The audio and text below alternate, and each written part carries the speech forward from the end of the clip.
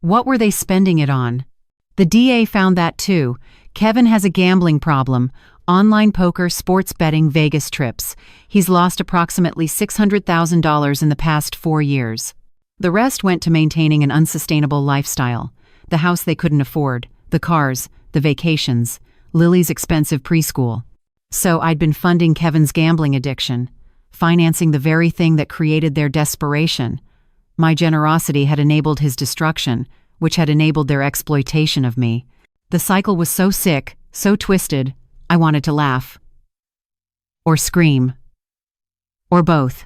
There's one more thing, Marcus said quietly. And this is going to hurt.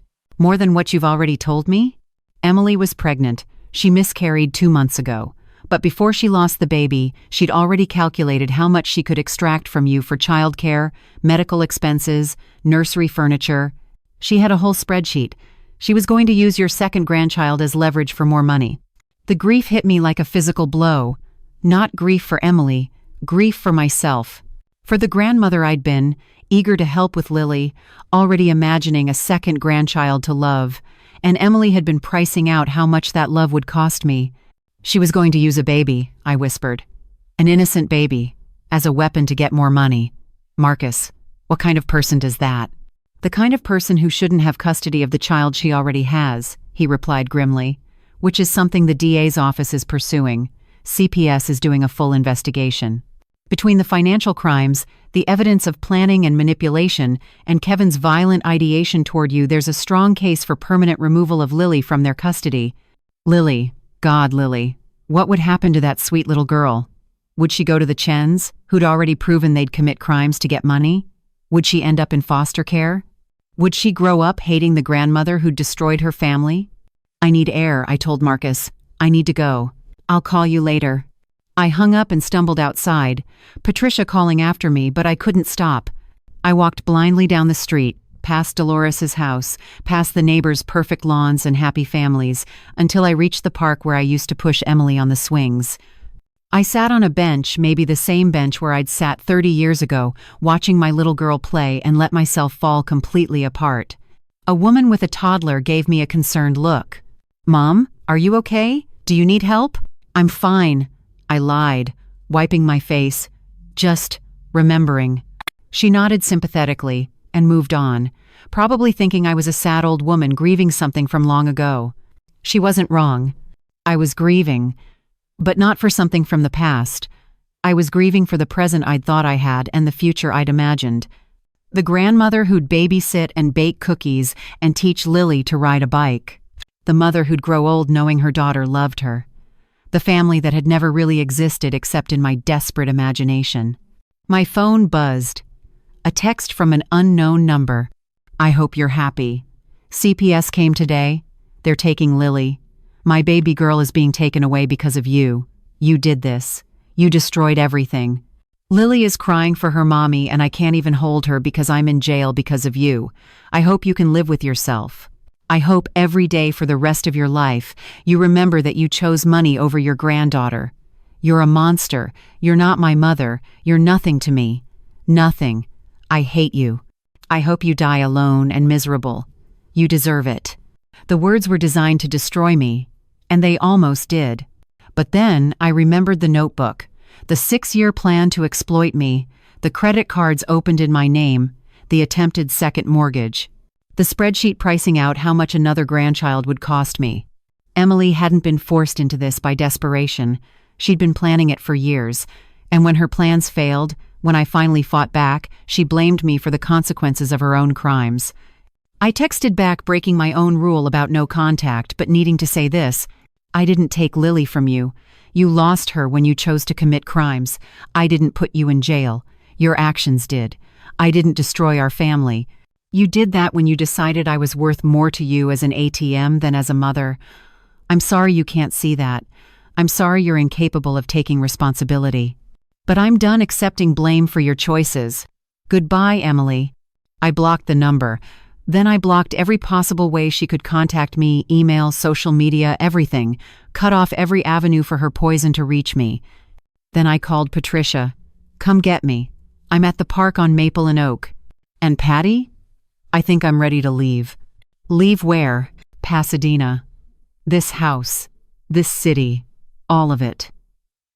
There's nothing left for me here but ghosts and bad memories.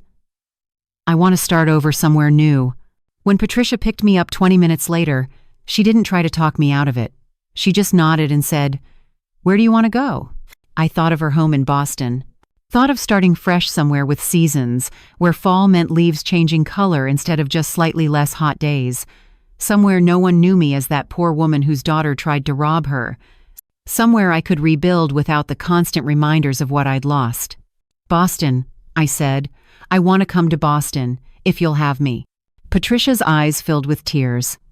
"Maggie, I've wanted you to come to Boston for 20 years. My house has a guest room with your name on it. Hell, we can look for a place together if you want. Start fresh, both of us." That evening, we sat at my kitchen table with Marcus and mapped out the practical logistics: selling the house, moving my accounts, transferring my medical records. It would take months to untangle everything, but the goal was clear. By Christmas, I'd be gone from California forever. "What about the trial?" Marcus asked. "The DA will need you to testify." "I'll come back for that. But I don't want to be here waiting for it. I can't spend the next 6 months in this house, in this city, reliving this nightmare every day. I need distance, perspective, peace." "I understand. And Margaret? For what it's worth, I think you're making the right choice." That night, as I packed away Emily's childhood things for donation, I found one more item at the back of her closet, a photo album I'd made for her 16th birthday, filled with pictures from her life. Baby photos, birthday parties, Christmas mornings, mother-daughter trips. Every picture showed us smiling, hugging, looking like we loved each other, and maybe once, some of those smiles had been real. Maybe before the 6-year plan, before the calculations and schemes, there had been genuine affection. Or maybe I'd just been very good at seeing what I wanted to see. I flipped to the last page, a photo from Emily's college graduation, me beaming with pride while she smiled at the camera. Under it, in my handwriting, "So proud of my girl. The best is yet to come." I'd written that 7 years ago, believing it with my whole heart. I'd been so wrong. The best hadn't been yet to come. The best was over if it had ever existed at all. What came instead was 4 years of systematic exploitation, legal battles, arrests, and betrayals that ran so deep they'd shattered everything I'd believed about my own life. I closed the album and put it in the donate box. Let someone else have it, someone who could see those photos without feeling like every smile was a lie. Tomorrow I'd start making arrangements to leave. To build a new life in a new place, far from the wreckage of the old one. Tonight I'd mourn the daughter I'd lost not to death, but to something worse, to greed, to cruelty, to a rot that had been growing for years while I'd been too blind or too desperate to see it. Tomorrow would be for the future. Tonight was for grief. And I'd earned the right to grieve completely, without shame, without guilt, without anything except honest, raw sorrow for everything that could have been and never was. Patricia found me hours later, still sitting among the boxes, the photo album open on my lap. She didn't say anything, just sat beside me, her arm around my shoulders, and let me cry until there were no tears left. Sometimes, that's all we can do for each other. Bear witness to the pain. And promise that tomorrow, we'll help each other stand back up. Even when standing up feels impossible. Even when the weight of betrayal threatens to crush us completely. We stand. Because that's what survivors do. We survive. 3 months passed in a blur of preparation. The house went on the market in late October and sold within 2 weeks. A young couple expecting their first child, excited about the neighborhood, innocent of the darkness that had permeated these walls. I felt sorry for them but didn't warn them. How do you tell strangers that you're selling because your own daughter tried to destroy you here? I packed up 40 years of life into boxes. Patricia and I shipped most of it to Boston ahead of us. I kept only what mattered. Patrick's uniform, my nursing credentials, photo albums from before Emily's betrayal poisoned every memory, and the letter Patrick had written me the day before he died. The trial was scheduled for January 15th. Emily and Kevin had both rejected plea deals. Emily, because she maintained she'd done nothing wrong. Kevin, because his lawyer thought they could win on the gambling addiction defense. Diminished capacity due to addiction, Robert Chen had argued to the press, as if Kevin's disease excused stalking, fraud, and planning God knows what with zip ties and duct tape. I flew back to Los Angeles on January 12th, 3 days before the trial. Patricia came with me. We stayed in a hotel near the courthouse. I refused to spend another night in that house, even though it wouldn't officially close escrow until February.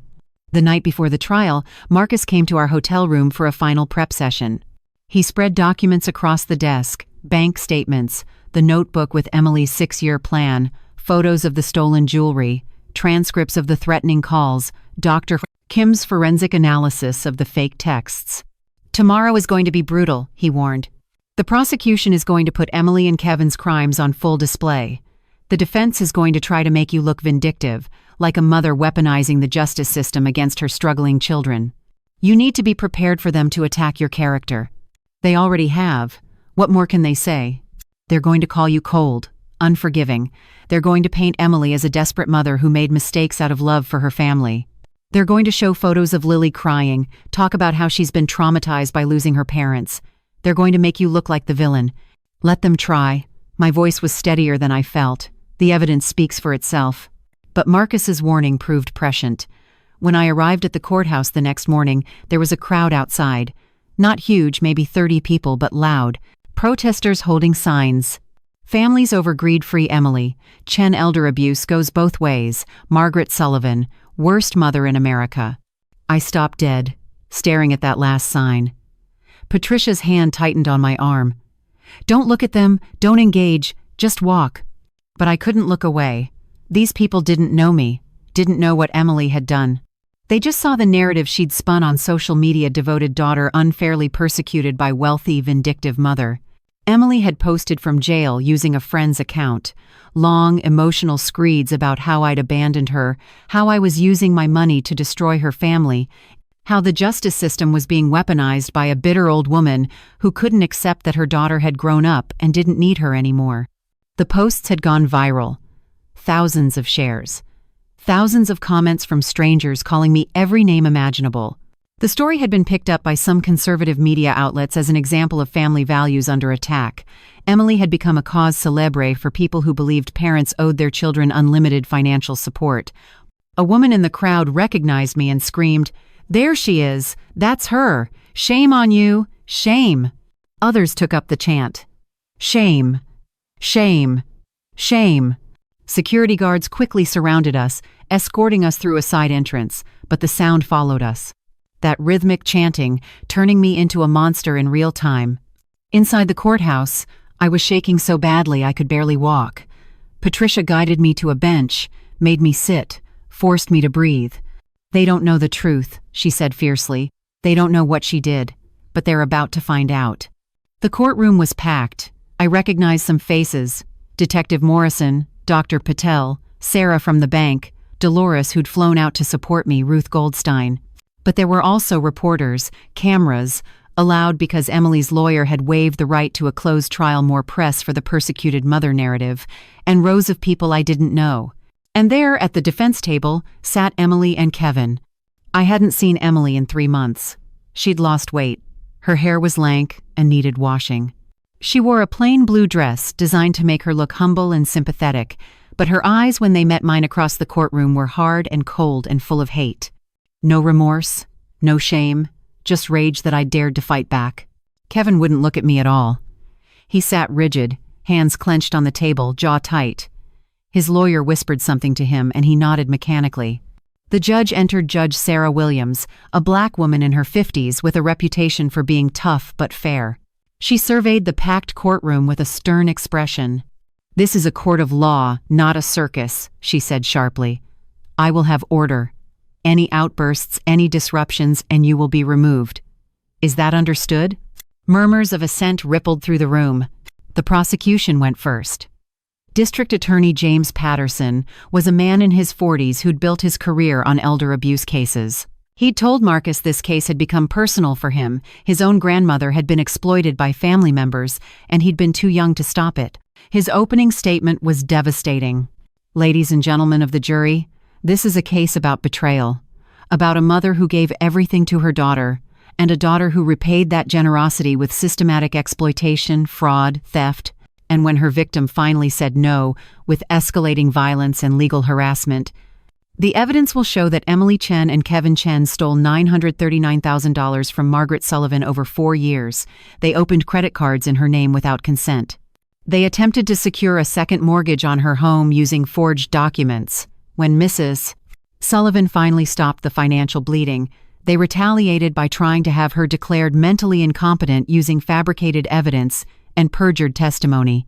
When that failed, Kevin Chen began stalking her, following her, documenting her routines, and preparing with zip ties, duct tape, and internet searches about making people disappear for something we can only assume would have been catastrophic.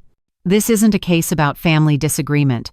This isn't about an ungrateful mother refusing to help her struggling children. This is about predators who targeted a vulnerable woman, exploited her love, and when she finally protected herself, tried to destroy her completely.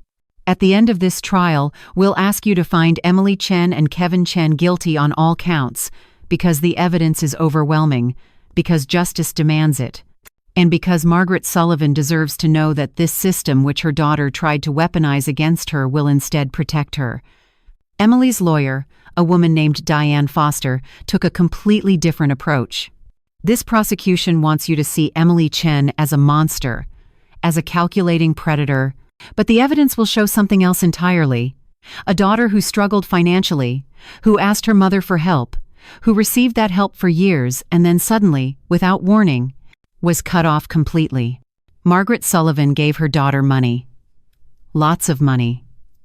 That's true. But why? Because Emily forced her? No. Because Margaret wanted to. Because that's what loving parents do, they help their children. But something changed in Mrs. Sullivan. She became paranoid, angry. She turned against the daughter she'd raised, the grandchild she'd claimed to love. She enlisted lawyers and neighbors to help her paint Emily as a criminal instead of a struggling mother trying to keep her family afloat. The prosecution will show you numbers. Big, scary numbers, $900,000. That sounds like a lot. But spread over 4 years? That's money given freely, as gifts, to family. Emily didn't steal anything. She accepted help from a mother who offered it. And when Mrs. Sullivan changed her mind, when she decided she wanted that money back, she invented a narrative about exploitation and abuse. She manufactured a crisis to justify her cruelty. At the end of this trial, we'll ask you to see the truth. Emily Chen is not a criminal. She's a daughter who loved her mother and is now being destroyed for the crime of accepting that mother's generosity. The gaslighting was breathtaking.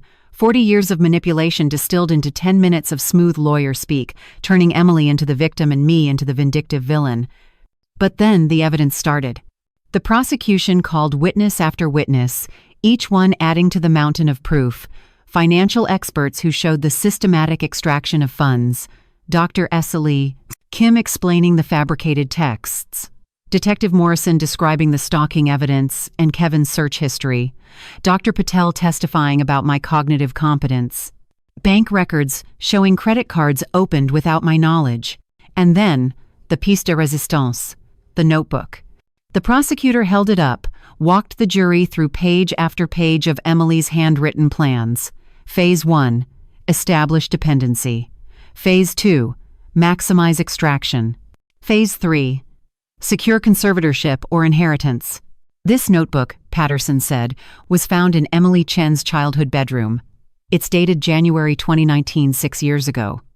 This wasn't a daughter accepting help. This was a daughter implementing a long-term plan to exploit her mother. I watched the jury's faces as they absorbed this, watched understanding dawn, watched sympathy for Emily evaporate. Emily's face had gone white. Diane Foster was whispering urgently to her, but Emily just sat there staring at the notebook like she couldn't believe it existed. She'd forgotten about it. In all her planning and scheming, she'd forgotten she'd written down the evidence of her own predation. The defense tried to recover. Diane Foster argued the notebook was taken out of context, that it was Emily's way of organizing her thoughts, that it didn't prove criminal intent. But the damage was done. When it was my turn to testify, I was terrified. But I walked to that stand with my head high, looked at the jury, and told them my truth. I loved my daughter more than anything in the world, I said. When she asked for help, I gave it, every time, without question, without limits, because that's what I thought love meant. But love isn't supposed to be transactional. Love isn't supposed to hurt this much. And when I finally realized I wasn't a mother to her, I was just a resource to be exploited, I had to make a choice. Keep giving until there was nothing left, or protect myself and hope that maybe someday she'd understand what she'd done wrong. I chose myself.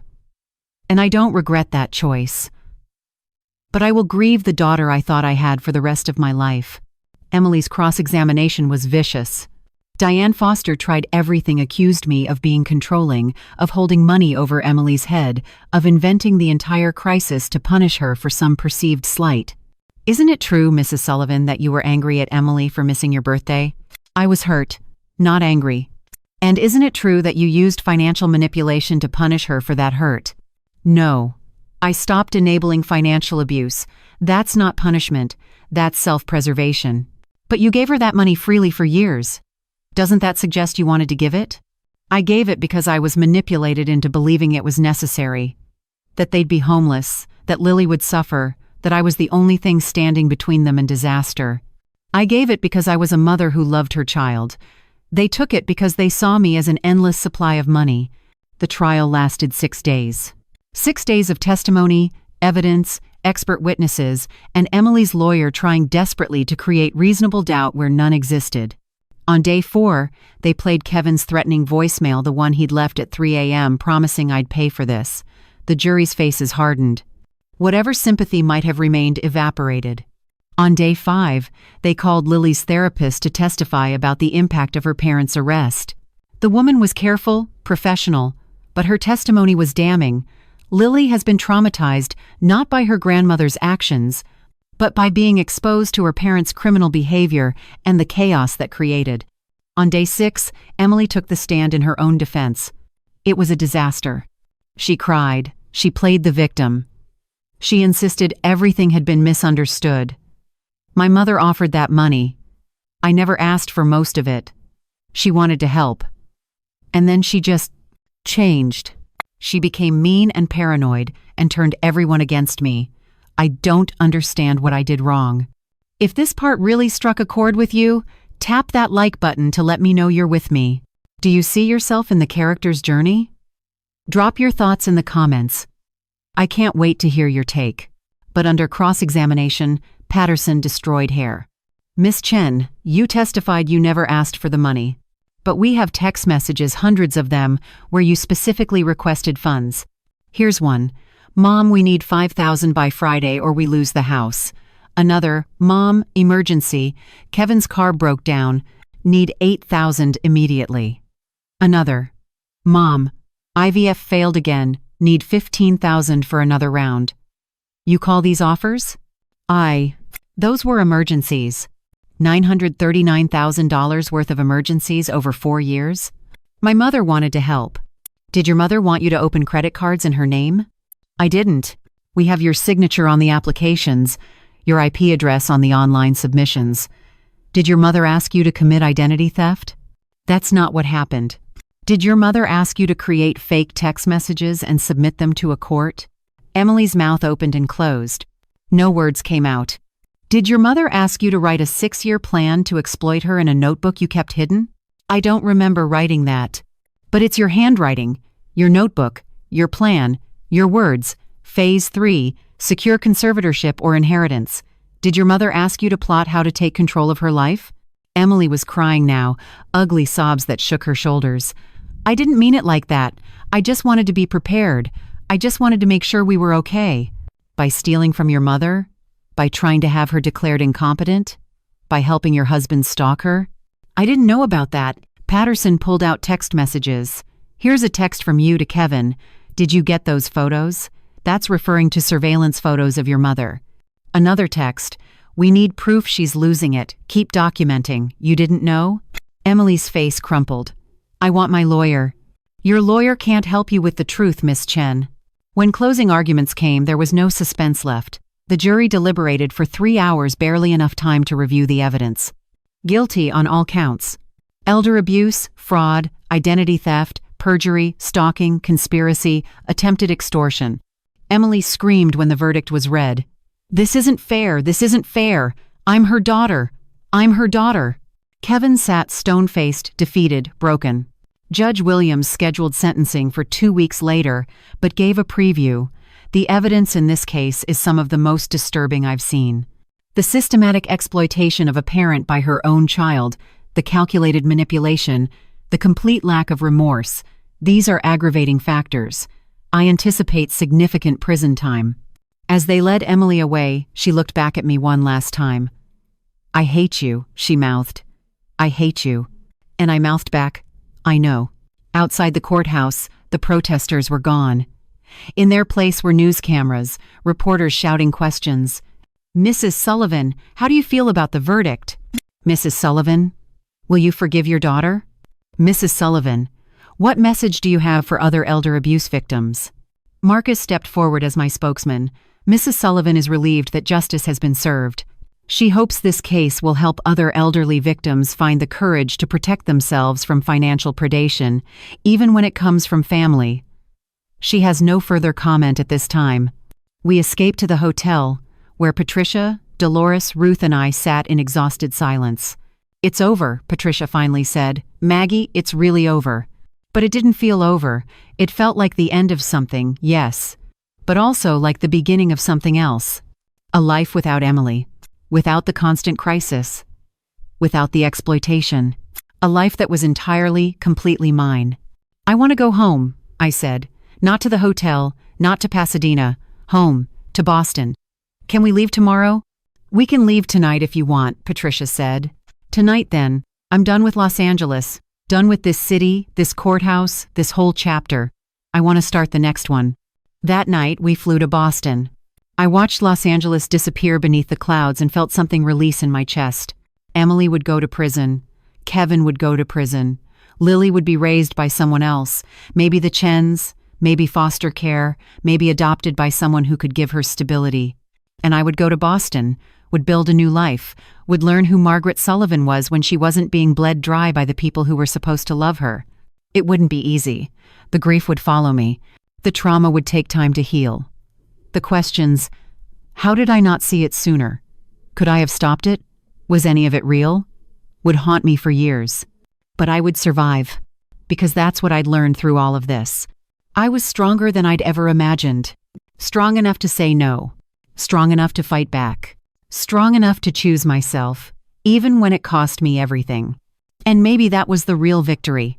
Not the court ruling. Not Emily's conviction. But finally understanding my own worth. 2 weeks in Boston felt like 2 years. Patricia's brownstone in Beacon Hill was everything. Pasadena wasn't old brick in history, seasons that actually changed, neighbors who didn't know my story. I could walk to the corner coffee shop without wondering if someone would recognize me as that mother from the trial. But peace was elusive. Every night I dreamed of Emily as a child. Dreams where she was 5 years old, holding my hand, looking up at me with those innocent eyes that hadn't yet calculated my net worth. I'd wake up crying, Patricia's arms around me, whispering that it was okay, that grief has no timeline, that healing isn't linear. The sentencing was scheduled for February 1st. Marcus called 3 days before. "Margaret, I need to prepare you. The defense is filing for leniency. They're bringing Lily to court." My blood went cold. They're using that baby as a prop? Diane Foster is arguing that Emily's already lost custody, that further punishment serves no purpose except revenge. She wants the judge to see what Emily's losing time with her daughter. She's going to parade a 4-year-old through a courtroom to manipulate sympathy. That's disgusting. It's legal. And effective. Judges are human, Margaret. Seeing a crying child might influence sentencing. What's the DA recommending? Patterson is asking for 8 to 12 years for Emily, 12 to 15 for Kevin. With good behavior, Emily could be out in 6. Kevin in 8. 6 years. Lily would be 10 when Emily got out. Emily would miss her daughter's entire childhood. The realization should have satisfied me justice served, punishment fitting the crime. Instead, it just felt hollow, empty. Like there were no winners here, just varying degrees of loss. "Do I have to be there?" I asked. "No. But Margaret, if you're not there, the defense will use that. They'll say you're too vengeful to even face your own daughter, that you're hiding from the consequences of your actions. My actions? I didn't commit crimes. I didn't steal. I didn't stalk. I didn't. I know, but optics matter. If you want Emily to face the full consequences, you need to be there. You need to look her in the eye and show the judge you're not backing down. So I flew back to Los Angeles. Again. This city that had become my personal hell, pulling me back one more time. The courtroom on February 1st was less packed than the trial, but more intense. Family sentencings always are that moment when abstract justice becomes concrete years in a cage. Emily looked worse than she had 2 weeks ago. Thinner, hollower, older. Prison was already eating her alive, and she hadn't even been sentenced yet. Kevin looked resigned, defeated. He'd aged 10 years in 4 months. And then they brought in Lily. She walked in holding Barbara Chen's hand, wearing a pink dress with flowers on it, the kind of dress I used to buy for her, back when I was allowed to be a grandmother. She looked confused, scared by the formal room and serious faces. When she saw Emily, she burst into tears. Mommy, I want to go home with you." Emily was sobbing immediately. "Baby, I know. I'm so sorry, baby. Mommy loves you so much." Barbara lifted Lily so she could see Emily better, and the image was devastating: mother and child separated by a defendant's table in the justice system, reaching for each other across an unbridgeable distance. The courtroom was silent, except for their crying. Judge Williams watched with a carefully neutral expression, but I saw her jaw tighten. She was a mother too. This was designed to break her heart.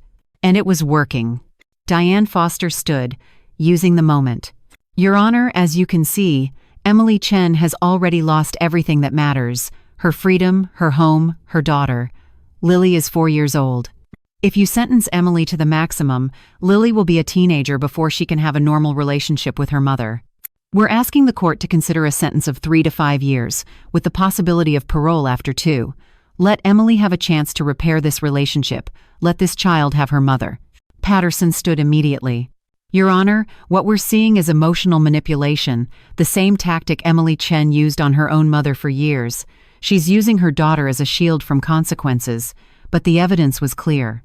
$939,000 stolen. Years of calculated fraud, a 6-year plan to exploit her mother. This wasn't a mistake. This wasn't desperation. This was deliberate, systematic predation. Lily Chen is innocent in all this. But her suffering is the result of her parents' choices, not the justice system's consequences. If we reduce sentences every time a criminal has children, we're saying parenthood is a get-out-of-jail-reduced sentence card. The law doesn't work that way, can't work that way." Judge Williams looked at Lily, still crying in Barbara's arms. Then she looked at Emily, then at me. "Mrs. Sullivan, would you like to make a statement before I sentence?" Every eye in the courtroom turned to me. I hadn't prepared anything. Hadn't expected to be called on, but I stood, my legs shaking, and faced my daughter across that courtroom one more time. "Your Honor, I look at my granddaughter crying, and it breaks my heart. I love that little girl. I've loved her since the day she was born, and yes, it kills me that she's suffering. But she's not suffering because of me. She's suffering because her parents chose to commit crimes. They chose greed over integrity. They chose exploitation over honest work. They chose to see me not as a person, but as a resource to be drained dry. If I'd given in, if I'd let them take everything, Lily would have a mother at home. But that mother would be teaching her that stealing is acceptable if you need money. That lying is fine if it serves your purpose. That family members are there to be used. Is that the lesson we want to teach children? That crime is okay as long as you have someone who loves you?" My voice was shaking, but I pushed through. Emily made her choices. She planned for 6 years how to exploit me. She opened credit cards in my name. She tried to have me declared incompetent. She helped her husband stalk me. These weren't mistakes made in desperation. These were deliberate, calculated crimes. And now she's crying and using her daughter to avoid consequences. Just like she used her daughter as leverage to get more money from me. "Do it for Lily, Mom. Lily needs this. Don't you love Lily?" I do love Lily. But I also believe in accountability. And I believe Emily needs to face the full consequences of what she's done, not for revenge.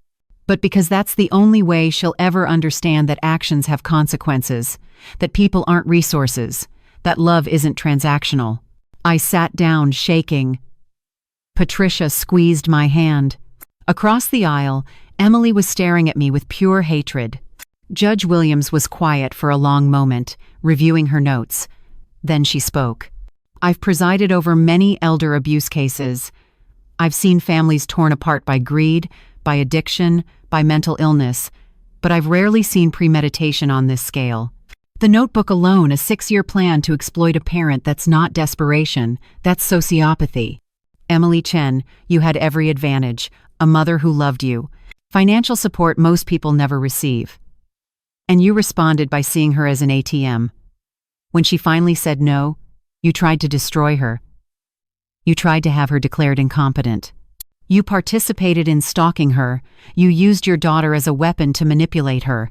Kevin Chen, you enabled and escalated this abuse. Your gambling addiction doesn't excuse stalking, threats, and planning what appears to have been a kidnapping or worse. I've considered the defense's arguments about Lily.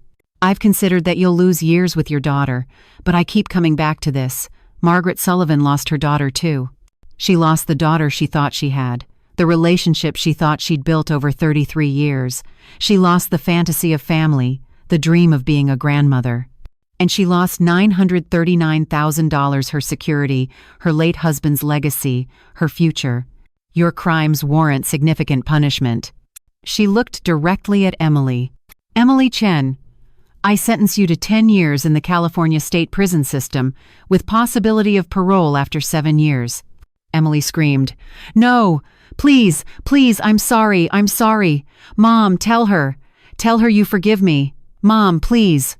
Judge Williams continued, raising her voice over Emily's cries. Kevin Chen, I sentence you to 15 years, with possibility of parole after 10 years. Kevin didn't react, just stared at the table, broken. Additionally, both of you are ordered to pay full restitution to Margaret Sullivan in the amount of $939,000. Your parole will be contingent on establishing a payment plan. You will have no contact with Mrs. Sullivan for the duration of your sentences, and for 5 years after release, any violation will result in immediate return to custody. The gavel came down. Court is adjourned. Bailiffs moved to take Emily and Kevin away. Emily was still screaming, reaching for Lily, who was crying hysterically in Barbara's arms. Mommy, don't go. I want my mommy. I love you, baby. I love you so much. I'm sorry. I'm so sorry. The sound of that little girl's crying followed me out of the courtroom, followed me to the car, followed me through the airport, followed me home to Boston.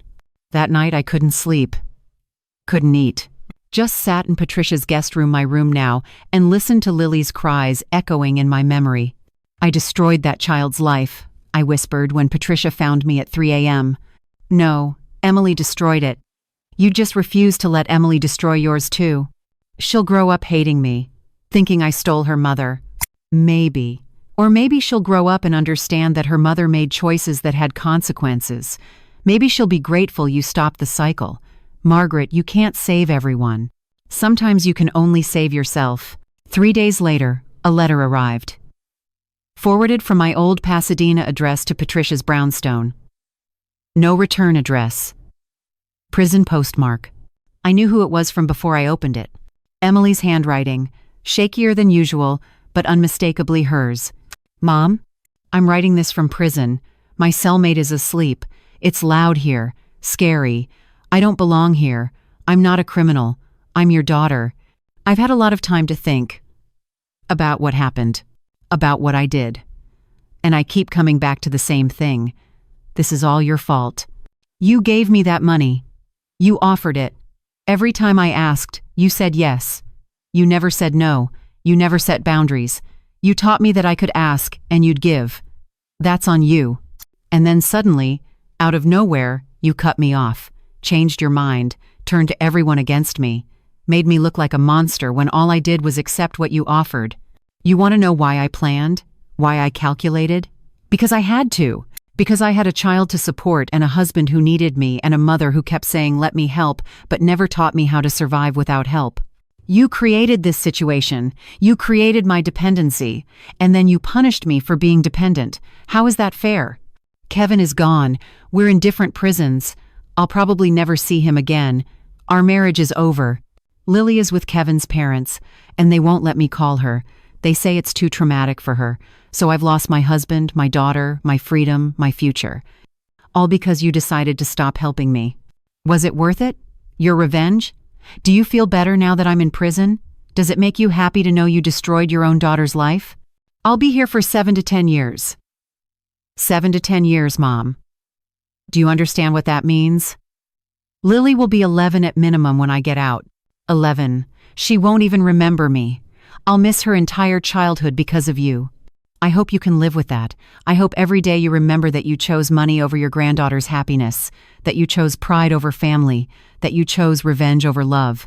I hate you. I will hate you until the day I die. You're dead to me. When I get out, I never want to see you again. Never want to hear your name. You're nothing to me. You're not my mother anymore. But I hope someday, when you're old and dying and alone, you'll remember this. You'll remember that you had a daughter who loved you, a granddaughter who needed you, and you threw it all away because you couldn't forgive a few mistakes. I hope you rot in your guilt.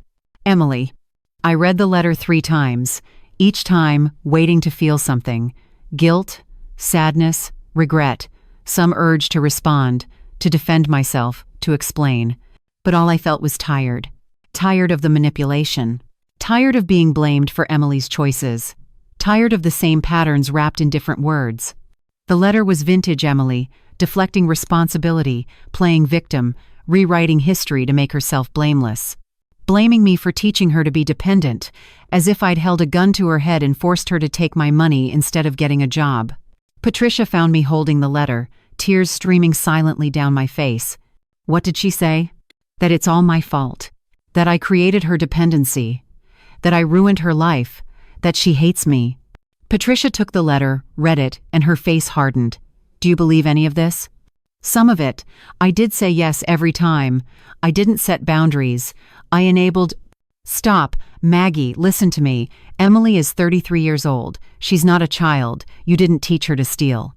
You didn't teach her to commit fraud or perjury or help her husband stalk you. Those were her choices, her crimes. And she's blaming you because taking responsibility would mean admitting she's not the victim here. She can't do that, so she'll blame you instead. But what if she's right? What if I did create this? What if? Then what? You were too generous? You loved too much? You wanted to help your child? Those aren't crimes, Maggie. Those are vulnerabilities that Emily exploited. There's a difference. I looked at the letter again. At Emily's handwriting, angry, jagged, full of blame and hatred. And I realized this was the last time I'd hear from her. 7 to 10 years from now, when she got out, she'd meant what she said. I'd never see her again. Never have a chance at reconciliation. This letter was her final word.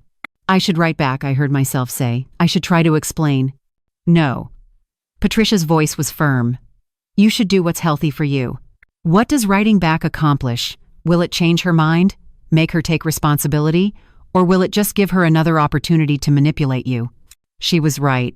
A response would just feed into Emily's narrative, would give her ammunition, would restart the cycle. I stood up, walked to Patricia's fireplace, and threw the letter into the flames. Watched Emily's words curl and blacken and turn to ash. What are you doing? Patricia asked. Letting go. For real this time. Emily's made her choice. She's chosen to blame me, to hate me, to cut me out of her life. And you know what? I'm okay with that. Because the alternative, spending the rest of my life trying to get her to see the truth, to take responsibility, to love me the way I loved her, that would kill me. Slowly, painfully. I watched the last of the letter burn away. She said I'll die alone. Maybe she's right. Maybe I will. But at least I'll die free. Free from manipulation. Free from exploitation. Free from the constant pain of loving someone who only loved my wallet. Patricia pulled me into a hug. You're not alone. You have me. You have friends. You have a future that belongs to you. Emily can hate you all she wants, but she can't touch you anymore. That night, for the first time since this nightmare began, I slept through until morning. No dreams of childhood Emily. No nightmares about courtrooms. just deep, peaceful sleep. When I woke, the sun was streaming through the window, and I could hear Patricia making breakfast downstairs. A new day, a new life, a new chapter that Emily wouldn't be part of. It should have felt sad. Instead, it felt like freedom. Spring arrived in Boston with a gentleness California never had. Real seasons, Patricia kept reminding me, as we watched cherry blossoms bloom in the public garden. You'll love fall here. Wait until you see the leaves change. I was trying to build a routine. Morning walks, afternoon volunteering at a senior center, evening dinners with Patricia and her book club friends. Slow, quiet days designed to heal. But the past wasn't finished with me yet. In late March, a producer from a major network news magazine called. They'd been following my case, she explained, and wanted to do a feature story. Elder abuse. When your own children become predators. They wanted me as the centerpiece. I'm not interested, I told her immediately. Mrs. Sullivan, your story could help so many people. There are millions of elderly Americans being financially exploited by family members right now. They're too ashamed to come forward, too scared. But if they saw someone who fought back and won, it could change everything. I don't want to be a spokesperson for anything. I just want to be left alone. I understand. But would you consider just talking to us? Off the record, no cameras. Let us explain what we're trying to do. Against my better judgment, I agreed to a phone call. The producer, a woman named Lisa Chen, no relation to Kevin thankfully, was compelling. Margaret, can I call you Margaret? Your case went viral. Not just in America. Internationally. People are talking about what happened to you in support groups, on social media, in therapy sessions. You've become a symbol of something larger than yourself. A symbol of what? Family dysfunction? Maternal failure? No. A symbol of survival, of refusing to be a victim, of choosing yourself over martyrdom. Do you know how radical that is? Especially for women your age, who were raised to believe their entire worth comes from serving family. Her words hit something deep. Patrick's letter had said the same thing. Love without boundaries isn't love, it's enabling. What exactly would this involve? I asked carefully. A 1-hour special. We'd interview you, get your story in your own words. We'd also talk to your attorney, the prosecutor, maybe some of the witnesses. We'd explain the legal aspects, the psychological patterns, the warning signs, and we'd provide resources for other victims. Would you interview Emily? We'd try. Most criminals decline, but we'd offer her the opportunity to tell her side. The thought of Emily on national television, spinning her victim narrative to millions of people, made my stomach turn. But Lisa was right. People were already talking about my case. Better to control the narrative than let Emily and her supporters define it. I need to think about it. Of course, but Margaret, think about this. Right now, there's a woman somewhere maybe in Iowa, maybe in Florida, maybe right here in Boston who's being bled dry by her children. She thinks it's her fault. She thinks she owes them. She thinks saying no makes her a bad mother. Your story could save her. Isn't that worth the discomfort? I discussed it with Patricia that night. She was skeptical. Once you go public like that, you can't take it back. You'll be recognized. People will have opinions. Some will support you. Others will attack you. Are you ready for that? I don't know. But Lisa made a good point. If my story can help even one person find the courage to protect themselves, isn't that worth it? Maybe. But Maggie, you have to do this for yourself, not out of obligation. You've spent your whole life helping others. You're allowed to just focus on healing. She was right. But something in me was stirring. A sense of purpose I hadn't felt since retiring from nursing. Maybe this was my new calling, not saving lives in an ER, but preventing the kind of exploitation that nearly destroyed me. I called Lisa back the next day. I'll do it, but I have conditions. We negotiated for 2 weeks. No ambush interviews. Editorial approval over how they portrayed my relationship with Emily. A portion of any proceeds donated to elder abuse prevention organizations. And most importantly, they had to present the evidence clearly. The notebook, the credit cards, the surveillance. Everything that proved this wasn't about a vindictive mother, but about genuine crimes. The interview was scheduled for May, filmed over 3 days in Patricia's home. The producer and crew were respectful, professional, and patient with my need for frequent breaks. Telling my story to cameras was different than telling it in court. In court, I'd been defensive, fighting for my freedom. Here, I could be reflective, honest about my mistakes, clear about the lessons learned. I enabled Emily for years, I told the camera. I said yes when I should have said no. I gave money when I should have encouraged independence. I thought I was being a good mother, but I was actually teaching her that she didn't need to be responsible for herself, that I would always rescue her. That love meant never setting boundaries. Do you blame yourself for what happened? The interviewer asked. I blame myself for enabling, but I don't blame myself for her choices. Emily is an adult. She chose to steal. She chose to commit fraud.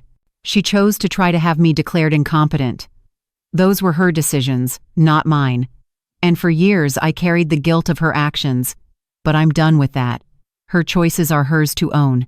They interviewed Marcus, who explained the legal complexities, Dr. Patel, who discussed the psychological evaluation, Detective Morrison, who detailed the evidence of stalking and planning, Patterson, the DA, who called it one of the most calculated cases of elder abuse I've prosecuted. And then, to my shock, they secured an interview with Emily. I wasn't told until after it aired. They'd gone to the prison, and Emily had agreed to talk. I watched the broadcast alone in Patricia's living room, my hands gripping the armrests so tight my knuckles went white. Emily looked terrible. Prison had aged her drastically, but her victim narrative was as polished as ever. My mother is making me out to be a monster, she told the camera, tears streaming down her face. But I'm just a daughter who needed help. Yes, I made mistakes. Yes, I should have been more independent. But she offered that money. She wanted to give it. And then she changed her mind and destroyed my entire life. But Emily, the interviewer pressed, prosecutors presented evidence of a 6-year plan to exploit your mother, a notebook in your handwriting detailing how to extract money from her. How do you explain that? Emily's face hardened for just a moment before she recovered.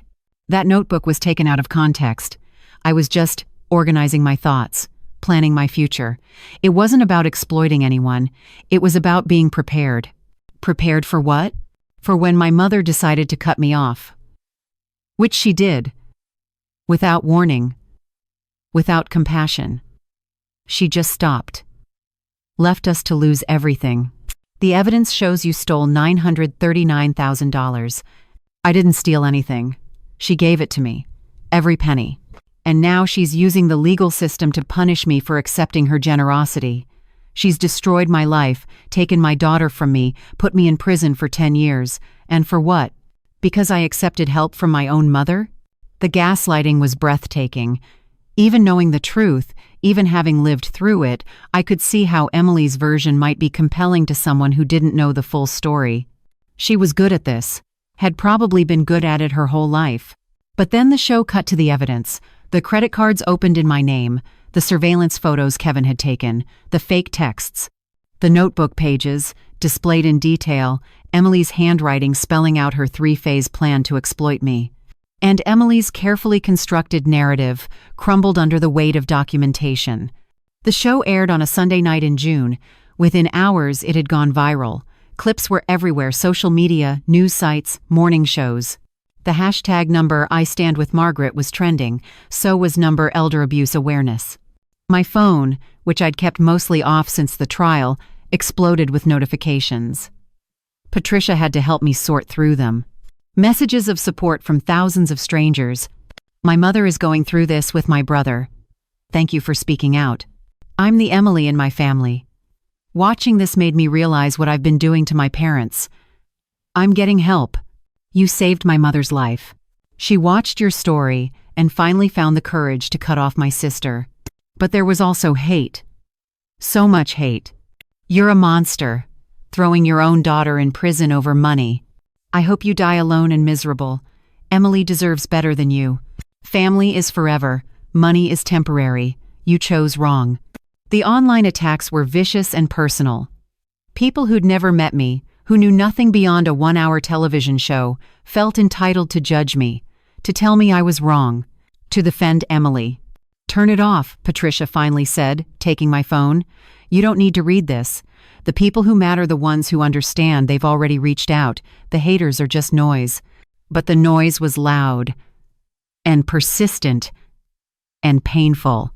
A week after the show aired, I got a call from an unexpected source. "Mrs. Sullivan, this is Claire Chen, Kevin's mother." I almost hung up, but something in her voice, a quality I'd never heard before, made me pause. "Barbara is here with me," she continued. "We're calling because we owe you an apology." Silence. I couldn't form words. We watched the television show. Barbara's voice came through, thick with emotion. We saw the evidence, all of it, the notebook, the credit cards, the surveillance. "Margaret, we didn't know. We believed Emily. We believed Kevin. We thought you were a vindictive old woman destroying your family over money. We were wrong. We were terribly, terribly wrong." My throat closed up. These women had thrown paint on my door, had supported their children through trials, had taken my granddaughter and kept me from her. And now they were apologizing? "We've been raising Lily," Claire continued. "And Margaret, she asks about you. She remembers you.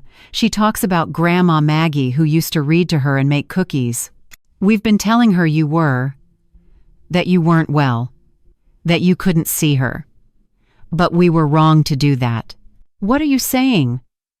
My voice came out hoarse. "We're saying we'd like you to meet Lily, if you want to, if you're willing. We understand if you never want to see any of us again. But that little girl loved you, and you loved her, and maybe some relationships are worth salvaging. Not with Emily. We understand that's over. But with Lily?" I was crying now, silent tears streaming down my face. "You'd let me see her? After everything?" "After everything, we realize you were the victim. Emily was the predator. We enabled her by believing her lies, and Lily is paying the price for all of our mistakes, yours, ours, Emily's. Maybe we can't fix what's broken between us adults, but maybe we can give Lily what she deserves, a grandmother who genuinely loves her." "I don't know if I can do this," I whispered. "What if seeing her just reminds me of Emily? What if I can't separate?" "Then we'll figure it out together," Barbara said. "Margaret, we're not asking you to forgive us. We don't deserve forgiveness. We're asking if you're willing to try. For Lily. Not for Emily. Not for us. For that innocent little girl who lost her parents and doesn't understand why." I looked at Patricia, who'd been listening to my side of the conversation. She nodded encouragement. "I'm in Boston now," I said. "I left California. We know. We saw. Would you be willing to Zoom with Lily? Just to see if she remembers you? And if that goes well, maybe we could arrange visits?"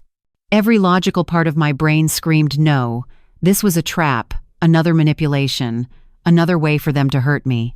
But the part of me that remembered Lily's giggle, her sticky hands holding mine, her voice saying, "I love you, Grandma," that part was louder. "One Zoom call," I agreed. "That's all I'm promising. That's all we're asking." 2 days later, I sat in front of Patricia's laptop, hands shaking, waiting for the call to connect.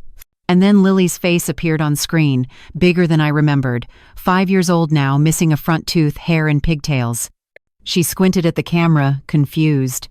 Then her eyes went wide. "Grandma Maggie?" "Hi, sweetheart," I managed, my voice breaking. "Grandma? Where did you go? I missed you. Nana Barbara said you were sick. Are you better now?" I looked at Barbara, who was sitting just off camera, tears streaming down her face. She nodded permission. "I'm better now, honey. I've just been far away, but I've missed you so much. I got so big. Look!" She jumped up to show me how tall she was. "And I can read now. And I lost my tooth. The tooth fairy gave me $5.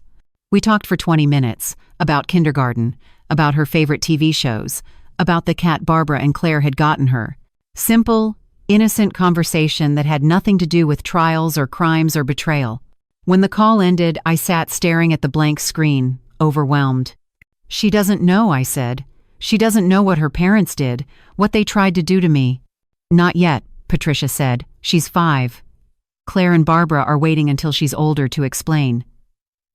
For now, she just knows Mommy and Daddy made mistakes and had to go away for a while, and that Grandma Maggie loves her and wants to be part of her life again.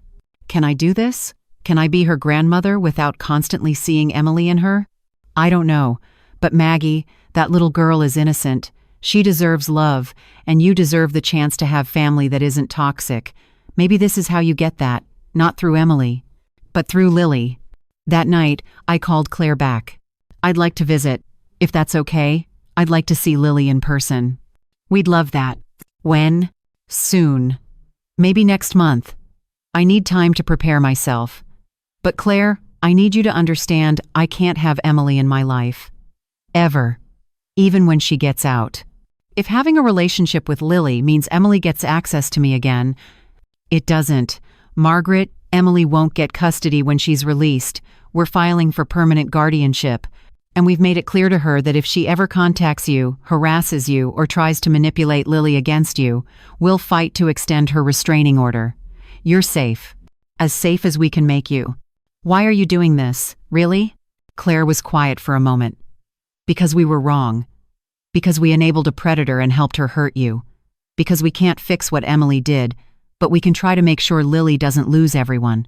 And because Robert and I have been talking about how we raised Kevin, about the values we taught, about why he thought stalking and fraud were acceptable. We failed him. We see that now. We don't want to fail Lily the same way.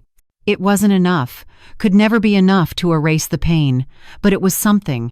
A chance, a small, fragile chance at having family again. Not the family I'd imagined, not the family I'd wanted, but maybe the family I needed. Imperfect, complicated, built on the ruins of what came before, but real, honest, with boundaries and accountability and the hard-won understanding that love isn't about endless giving. Sometimes, love is about knowing when to say no, and sometimes it's about knowing when to say yes, even when you're terrified, even when you've been hurt beyond measure, even when every self-protective instinct screams to run. Sometimes, you say yes to the possibility that not everything is broken beyond repair, that some relationships are worth the risk. That healing can come from unexpected places, and that a grandmother's love given freely, with boundaries, with wisdom earned through pain might be the gift that breaks a cycle. Not just for Lily, but for all of us. I flew to Los Angeles in early July, Patricia insisting on coming with me. "You're not facing this alone," she'd said firmly. "Not after everything." The Chens had moved since the trial couldn't afford their Pasadena house anymore, without Kevin's income and Emily's ability to manipulate money from me. They now lived in a modest 3-bedroom in Glendale, the kind of middle-class neighborhood where kids rode bikes on sidewalks and neighbors actually talked to each other. Standing on their porch, my finger hovering over the doorbell, I felt like I might vomit. What if Lily rejected me? What if she'd been poisoned against me despite Claire and Barbara's promises? What if seeing her just reopened wounds I'd been desperately trying to heal? Patricia squeezed my hand. "You can do this. And if you can't, we leave. No judgment." The door opened before I could ring. Barbara stood there, and the woman I saw bore little resemblance to the polished, angry matriarch who'd thrown paint on my door. She looked older, worn down by guilt, and the weight of raising a traumatized 5-year-old. "Margaret." Her voice cracked. "Thank you for coming. Thank you for giving us this chance." Inside, the house was modest but warm. Photos of Lily everywhere, school pictures, birthday parties, everyday moments. A stark contrast to the museum-like perfection of their old home. This was a house being lived in, not displayed. "Lily's in the backyard with Claire," Barbara said. "We thought it might be easier if you saw her in a casual setting. Less pressure. She knows you're coming. She's been talking about it all week." We walked through the house to a sliding glass door that opened onto a small yard, and there she was. Lily, pushing a doll on a toy swing, singing to herself. She'd grown so much in the year since I'd seen her. Her hair was longer. Her face had lost some of its baby roundness. She was becoming a little girl instead of a toddler. Claire was sitting on a patio chair, watching her. When she saw us, she stood, and her expression was a mixture of hope and fear. "Lily, honey," she called gently. "Your Grandma Maggie is here." Lily turned, and for one terrible moment, I thought she wouldn't remember me. That too much time had passed, too much trauma had intervened. Then her face lit up like sunrise. "Grandma Maggie." She ran full speed across the yard and slammed into me with the force of pure joy.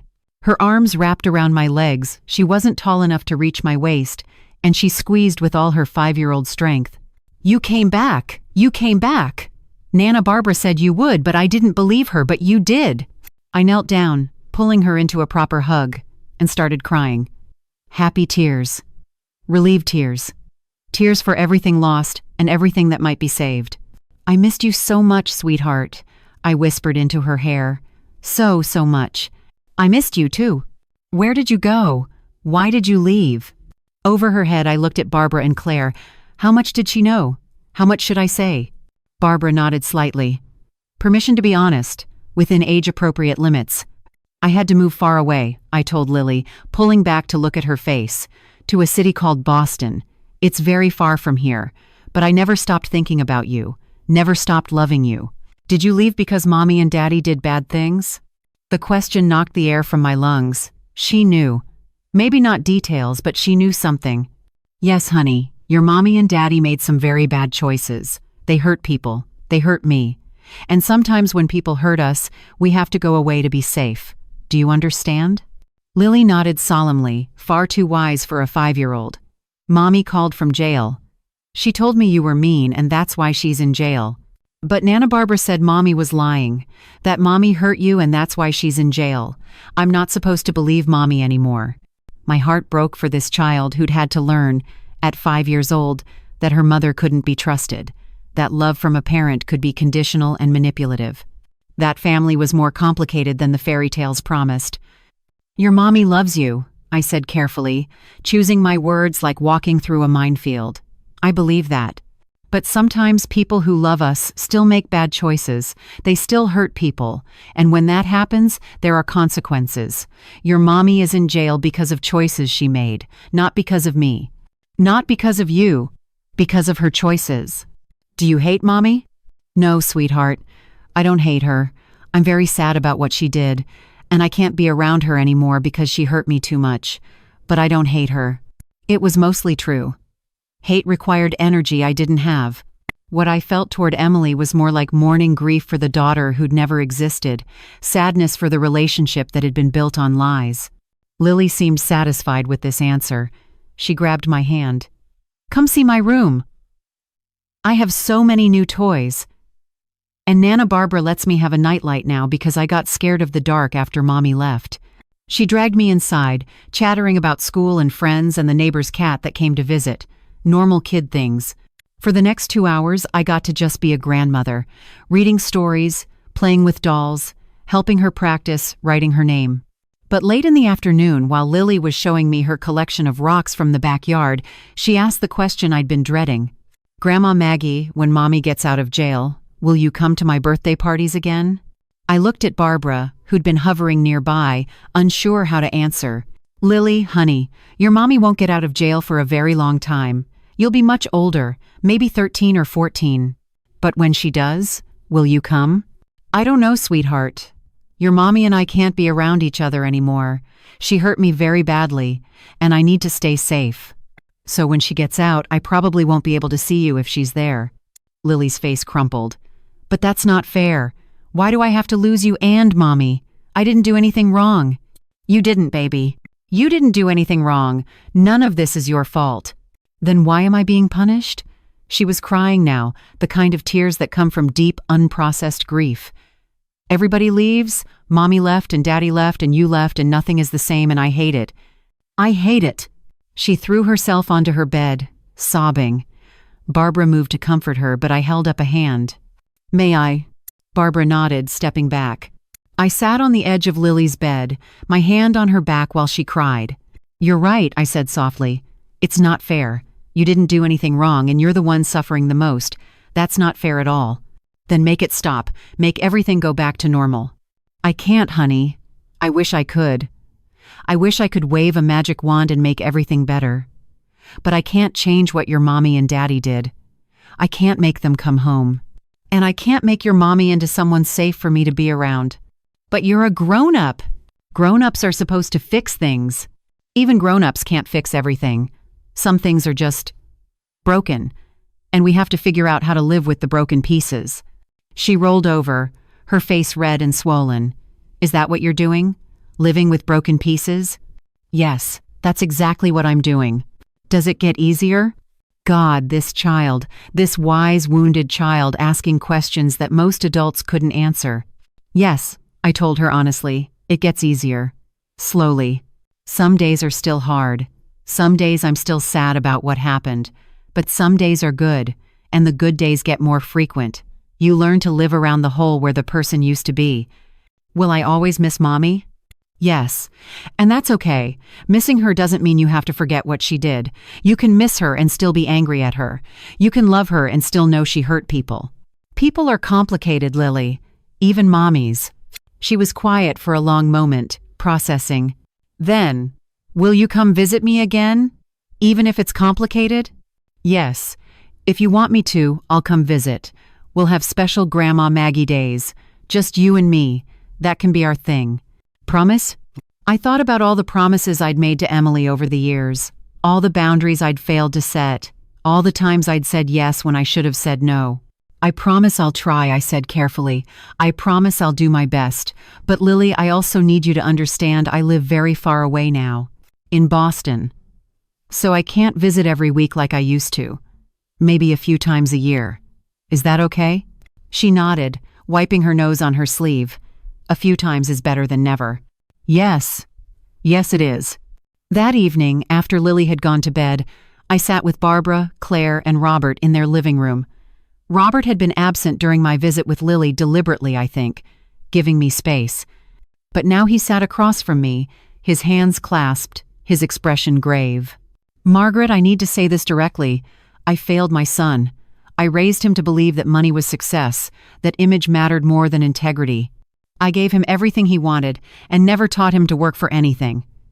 I created the man who stalked you, who helped Emily exploit you, and I am profoundly, deeply sorry. The apology was unexpected and comprehensive, and it didn't fix anything, but it was something. I accept your apology, I said carefully. But I need you to understand, rebuilding trust takes time, years maybe. I'm willing to try, for Lily's sake. But if any of you ever betray me again, if you help Emily contact me or manipulate me, we won't, Claire said firmly. We've cut Emily off completely. She calls from prison, and we don't accept the charges. She writes letters, and we send them back unopened. She's been told in no uncertain terms that if she ever contacts you, harasses you, or tries to turn Lily against you, we'll petition to extend the restraining order indefinitely. What does Emily say about that? Barbara's expression was pained. Terrible things. She says we've chosen you over her, that we're traitors, that she'll never forgive us. Barbara's voice broke. She's exactly like Margaret described, incapable of accepting responsibility. Everything is someone else's fault. Always. Do you see it now? The manipulation? The narcissism? We see it, Robert said heavily. And we're horrified that we enabled it for so long. That we attacked you for being her victim. Margaret, if we could take back the paint, the courthouse confrontation, the support we gave her during the trial. You can't. What's done is done. But you can choose differently now. You can raise Lily to be different. To understand boundaries and consequences, and that love isn't about endless taking. That's our goal, Claire said. We're in therapy, all of us, including Lily. We're learning about enabling, about healthy family dynamics, about how to break these patterns. We don't want Lily to become Emily. Good. Because Lily deserves better than what Emily had. Better than what Emily became. As I was leaving, Barbara walked me to the door. Margaret, there's something you should know. Emily has been writing to Lily. Smuggling letters through other prisoners, using different names on the return address so we don't catch them.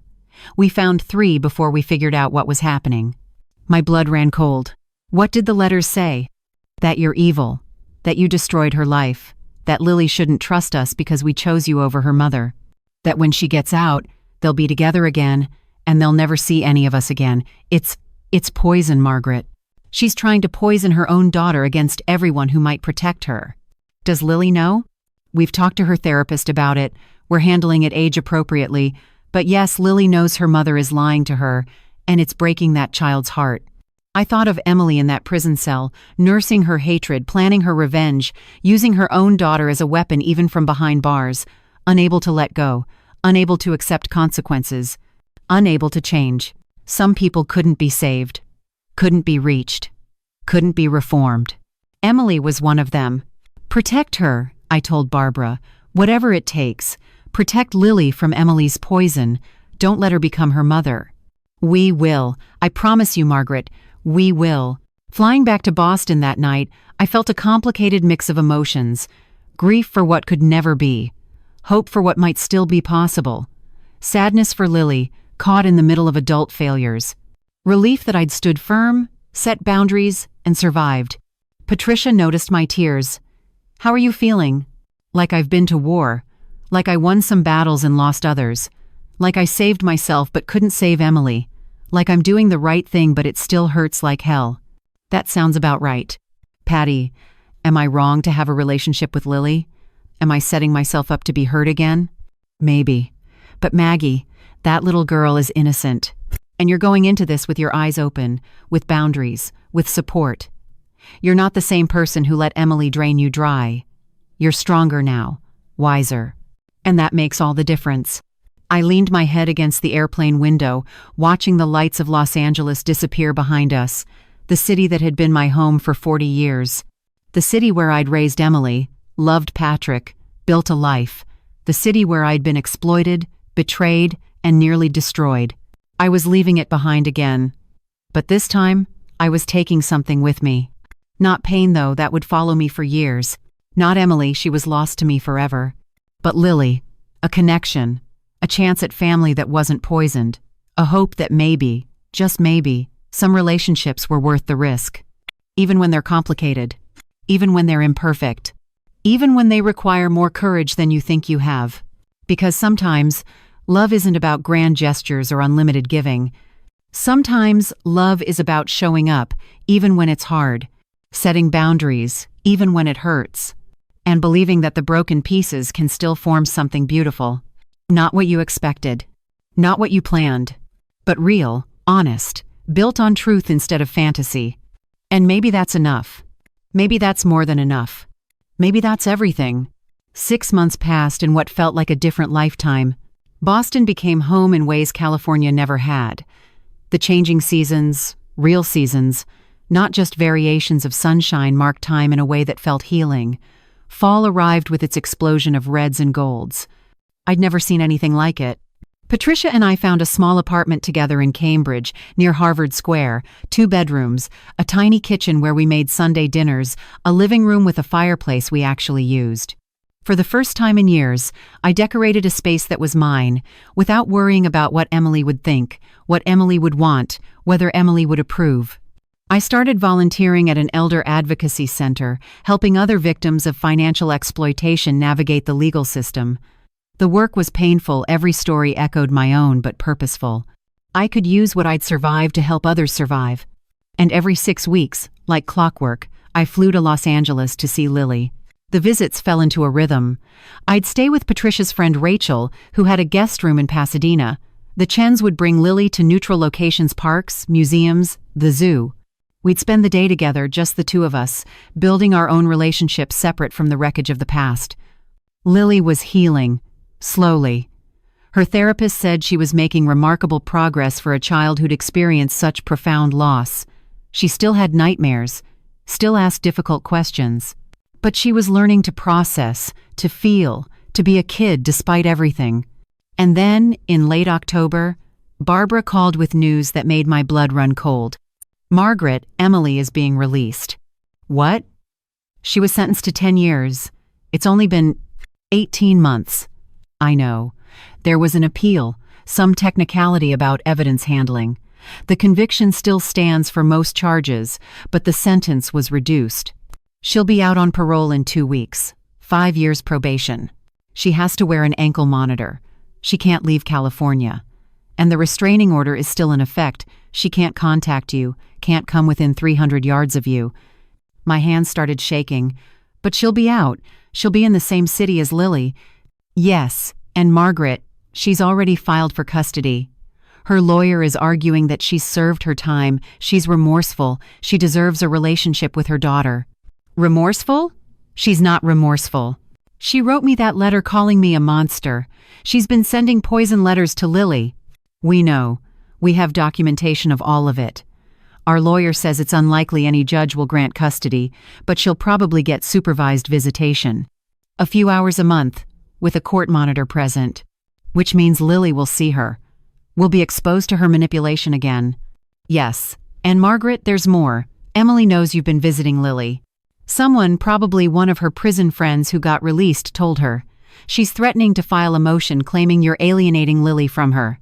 She's saying you've turned everyone against her, that you're using Lily to continue punishing her. The gaslighting never stopped.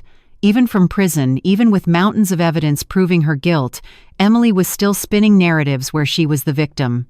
What do? Do I stop seeing Lily? Is that what Emily wants? To take away the one good thing that came from this nightmare?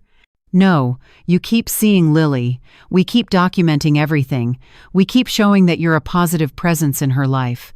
And when Emily tries to take that away, we fight her, together.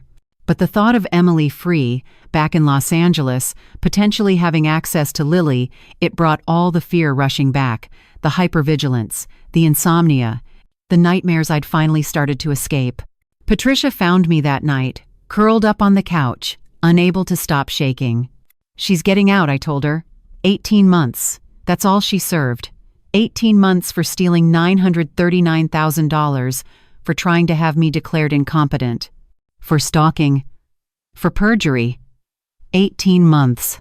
That's not justice. No, it's not. And now she'll have access to Lily.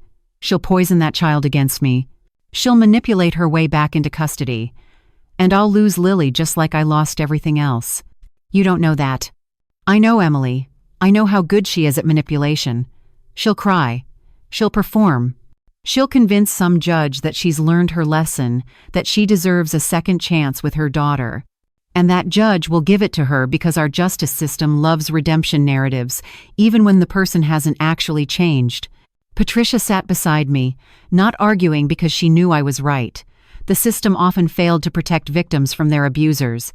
Often gave criminals chance after chance because the fantasy of rehabilitation was more comfortable than the reality that some people can't be fixed. 2 weeks later, on a cold November morning, Emily Chen walked out of prison. I knew because it was all over social media. She'd done a press conference, actually held a press conference on the steps of the prison. Hair styled, makeup perfect, wearing a simple dress designed to make her look humble and reformed. I've spent the last 18 months reflecting on my mistakes, she told the cameras, tears streaming down her carefully made-up face. I hurt my mother. I accept that. I made terrible choices out of desperation and fear. But I've learned from them. I've changed. And all I want now is a chance to be a mother to my daughter again. To show her that people can grow, can heal, can become better. The reporters ate it up. Questions about her redemption arc, her plans for the future, her hopes for reconciliation with her family. Do you hope to reconcile with your mother? One reporter asked. Emily's face did something complicated. My mother has made it clear she wants nothing to do with me. And I respect that. I've hurt her in ways I can't fully articulate. But I hope someday, maybe years from now, when Lily is older, she'll see that I've changed. That I'm not the person I was. That I deserve forgiveness. Until then, I'll focus on being the best mother I can be to my daughter. The performance was Oscar-worthy. She'd learned nothing, changed nothing. She was still playing victim, still manipulating perception, still deflecting responsibility with carefully chosen words that sounded like accountability but weren't. I made terrible choices out of desperation. Not I planned for 6 years to exploit my mother. I hurt my mother. Not I stole nearly $1 million and tried to have her institutionalized. I hope she'll see that I've changed, not I'm sorry for what I did. I watched the video 3 times, feeling sick. This was the woman who'd get supervised visitation with Lily. This was the woman who'd smile and cry and slowly, gradually work her way back into that child's life. And there was nothing I could do to stop it. The first supervised visit was scheduled for December 1st. The Chens asked if I wanted to be in Los Angeles that week, to be available for Lily afterward, in case she needed support. I flew out 2 days before the visit, my stomach in knots the entire flight. The night before the visit, Claire called me at Rachel's house. Margaret, we need to prepare you. Emily's lawyer has filed a motion. She's requesting that you not be allowed to see Lily for 30 days after her visits. She's claiming your presence is confusing for Lily, that it interferes with their reunification process. That's insane. I've been seeing Lily for months. I've been helping her heal. We know. Our lawyer is fighting it. But there's a hearing scheduled for next week. Emily's claiming that Lily gets upset after seeing you, that you're bad-mouthing Emily to her, that you're interfering with the parent-child relationship. I have never said a negative word about Emily to Lily. Never. We know. But Emily is making it sound like you have. She's twisting everything, making it look like you're using Lily for revenge against her. I couldn't breathe. The room was spinning. Emily had been out of prison for 3 weeks and had already weaponized the legal system against me again. Had already found a way to try to take Lily from me. I need to see Lily before the hearing, I said. I need to see her before Emily does, please. Claire was quiet for a moment. That might not be wise. If Emily's lawyer finds out, they'll use it. They'll say you're trying to influence Lily before Emily's visit. I don't care. I need to see her. I need to. My voice broke. I need her to know I'm not abandoning her, that no matter what Emily says, I'm still here. Okay, tomorrow morning, before the supervised visit. But Margaret, you have to be careful. Everything you say to Lily could be used against you. The next morning, I met Lily at a park in Glendale. Barbara brought her, staying nearby but giving us space. Lily ran to me like always, that beautiful, unguarded child enthusiasm that hadn't been completely destroyed yet. Grandma Maggie, I'm seeing Mommy today. I know, sweetheart. How do you feel about that?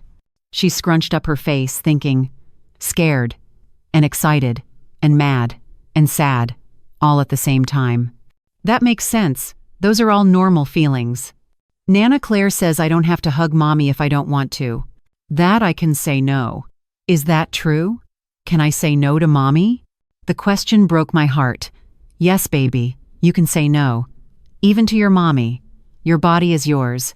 Your feelings are yours. You don't owe anyone hugs or kisses or anything you're not comfortable with. What if Mommy gets mad? Then that's Mommy's problem, not yours. You're allowed to have boundaries, Lily. That's an important thing to learn. She nodded solemnly, then, Grandma Maggie, is it true you're mad at Mommy? Here it was. The beginning of Emily's poison. I'm not mad at Mommy. I'm sad about choices Mommy made. There's a difference. But you don't want to see her ever again? No, honey, I don't. Because Mommy hurt me very badly. And to stay safe and healthy, I need to not be around her. Does that make sense? But you still want to see me? Always, no matter what. Lily, you are not your mother. You are your own person. And I love you for who you are. Not because you're Emily's daughter. Okay? Okay. She hugged me tight. I love you, Grandma Maggie. I love you too, sweetheart. So much. I left that park not knowing when I'd see her again. Not knowing if Emily's lawyers would succeed in cutting me out of Lily's life. Not knowing if this was the beginning of the end. That afternoon, Lily's supervised visit with Emily took place at a family services center. I wasn't there, wasn't allowed anywhere near it, but Barbara called me afterward. It was difficult. Emily cried the whole time. Kept telling Lily how much she missed her, how sorry she was, how she'd never leave her again. Lily was overwhelmed, confused. She cried too. The supervisor said Emily was appropriate but very emotional. No red flags technically, but the whole thing felt manipulative.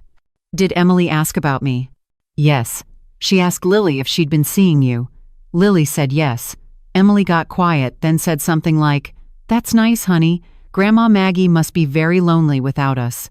The supervisor noted it as potentially problematic but not quite crossing the line into parental alienation. The subtle poison, the carefully worded manipulation.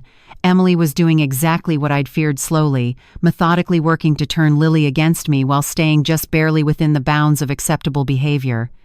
That night, I couldn't sleep, couldn't eat. Just paced Rachel's guest room, feeling trapped in a nightmare that kept evolving new tortures. Patricia called at 11 p.m. "Maggie, I just saw something.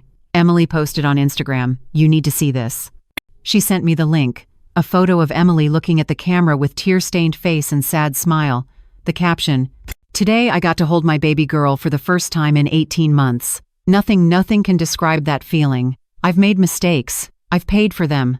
But my love for my daughter is pure and unchanging. To everyone who supported me through the darkest time of my life, thank you. To those who tried to keep me from her, your hatred couldn't destroy a mother's love. We're starting over, healing, building a future together. And no amount of bitterness or revenge can stop us. Number mother's love. Number second chances. Number redemption. Number family first. 3,000 likes in 2 hours, comments full of support. So beautiful. You deserve this. Mothers and daughters belong together. Forget the haters.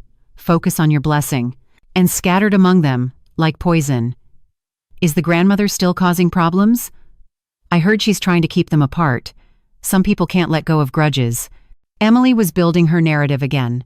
The wronged mother fighting to reunite with her child despite the vindictive grandmother trying to keep them apart. Never mind the crimes, never mind the evidence. Never mind the truth. Just the story she wanted people to believe. And people were believing it. Because redemption stories sell.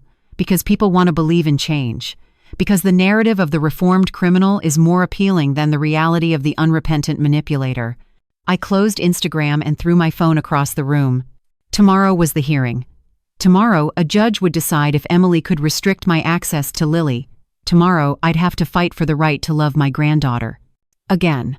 Always again. Because Emily would never stop. Would never quit. Would never accept that she'd lost. She'd fight me until one of us was dead.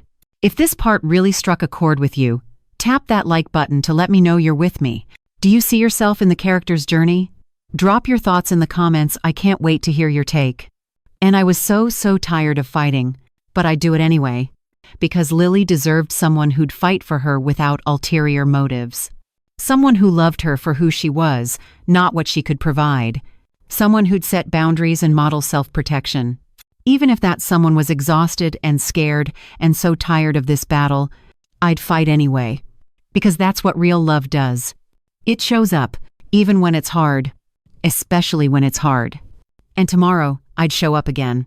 The family court hearing was held in a smaller courthouse than the criminal trial, but it felt more oppressive, more intimate.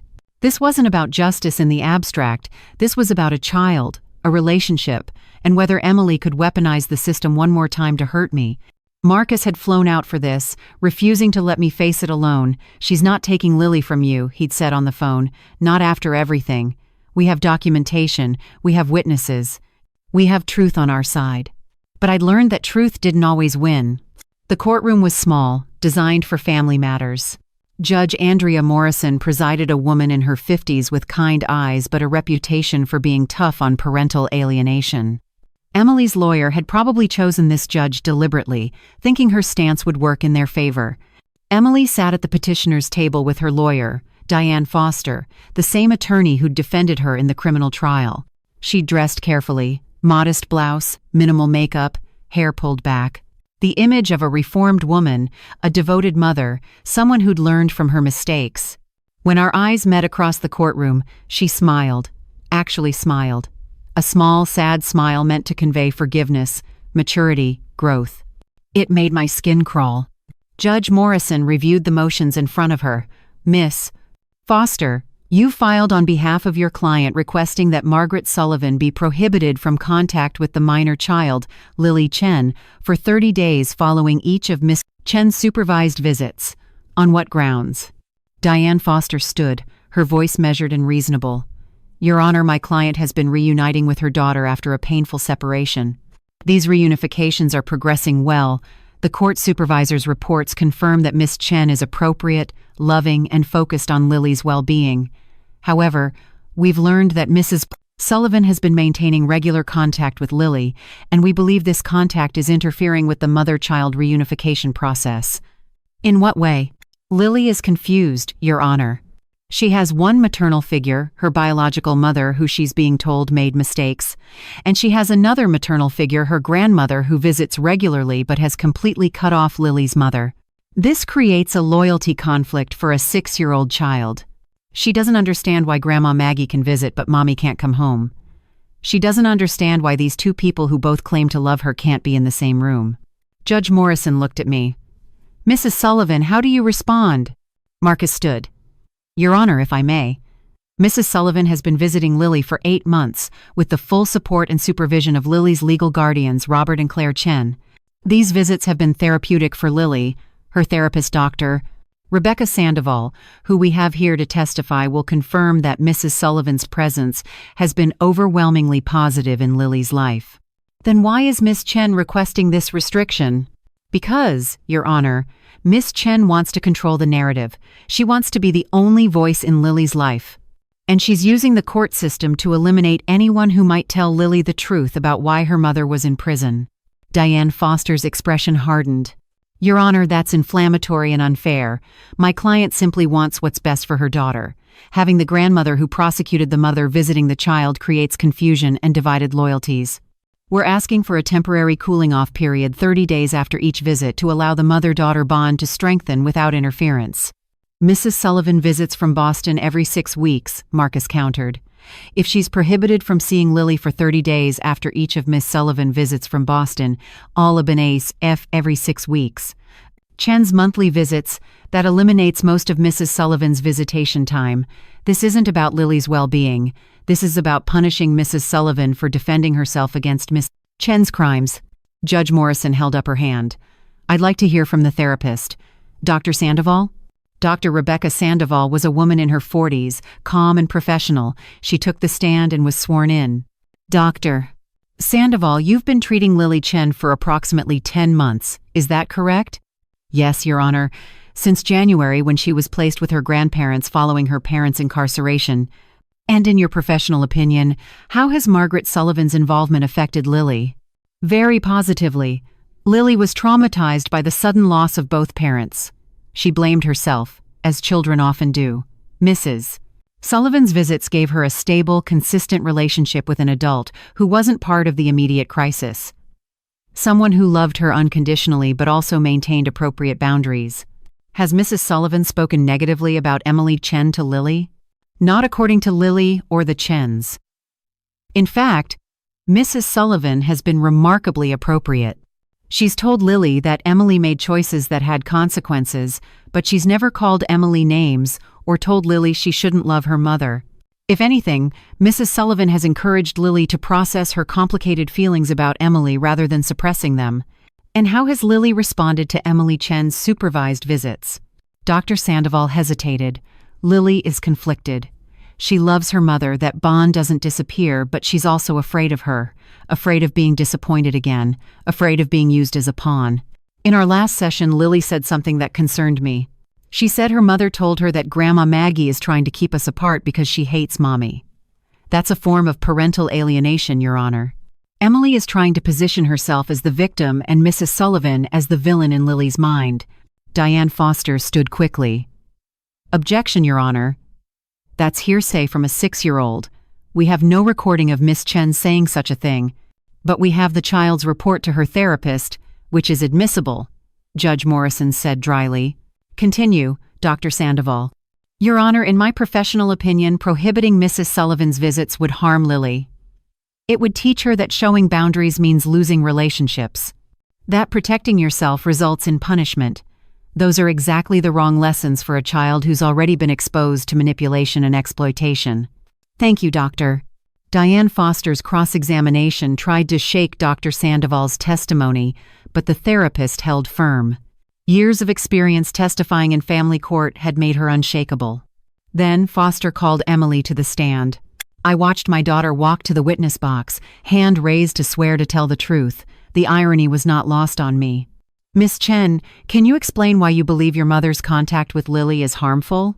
Emily's voice was soft, wounded. I don't want to hurt my mother. I love her.